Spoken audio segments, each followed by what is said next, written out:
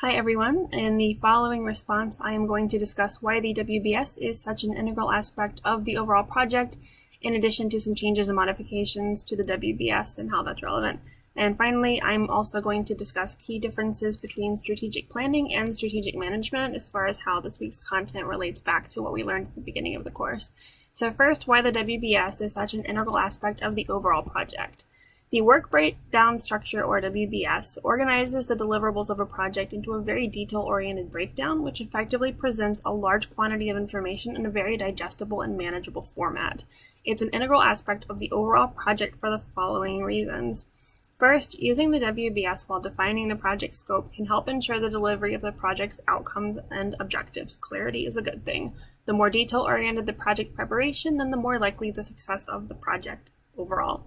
Showing time estimates for each portion of the project can prevent balls from being dropped within the project, especially task-oriented balls, such as ordering equipment in week 2 if there's a 4-week lead time and it needs to be installed in week 8. Specifically, in our group project that we're working on right now, SCI, we're overseeing the complete transition from one information technology system to another entirely different information technology solution. It's a very complex and intricate process. Very detail-oriented. And of course, we're still working on our WBS. We're 2 weeks into the process, but fleshing out all of those related tasks to deployment has been a really eye-opening experience as to how beneficial the WBS can be as to proper project organization and time management and deploying everything successfully. So, changes to the WBS and who is authorized to make modifications to the WBS.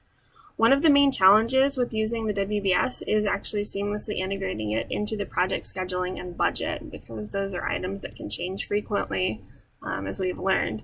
The project manager needs to carefully monitor ongoing changes to the project scheduling and budget to resolve those changes to the deliverable-oriented WBS. However, project team members will, of course, aid in the creation of the initial WBS and input their, subject matter expertise and department-specific information about the deliverables as the project is fleshed out during the initial development phase. So, key differences between strategic planning and strategic management. Those two terms are used quite interchangeably, although there are some key differences between the two. Most notably, strategic management is an ongoing process of continuous planning, management, and analysis of how a company's actions are or are not allowing them to meet their goals and objectives. Strategic planning takes a more proactive approach, requiring a team to strategically develop a roadmap to achieve those goals and objectives while setting the guidelines and benchmarks for the continuous planning, management, and analysis of the project. And there are many key elements to keep in mind when undertaking a project that requires strategic planning. First, understanding the what is, or knowing the status of the project, company, market, and other elements of the scope of the project to be able to make well-informed decisions. You need to be able to prioritize and deprioritize effectively, understanding what is the most important stuff that you need to do in order to achieve the goal. So apply that 80-20 rule there. Have a clear understanding of what the goals are and what the non-negotiable elements of those goals are, and clearly define your responsibility lines so that everyone understands their role in the machine, but also the path of escalation if something is not going according to plan. Finally, you need to be able to possess adequate managerial oversight and coordination to ensure that everything is running smoothly and that any problems are tackled quickly and efficiently.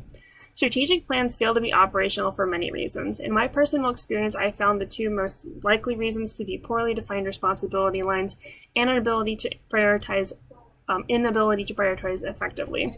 When responsibility lines are not drawn concretely and are continuously updated as the project evolves, workers often don't possess a sufficient level of ownership over their piece of the puzzle, and they're not really sure who to reach out to if they need to make any changes or have any questions or concerns. There can also be too many cooks in the kitchen, and then double work, triple work happens, which is no good, obviously.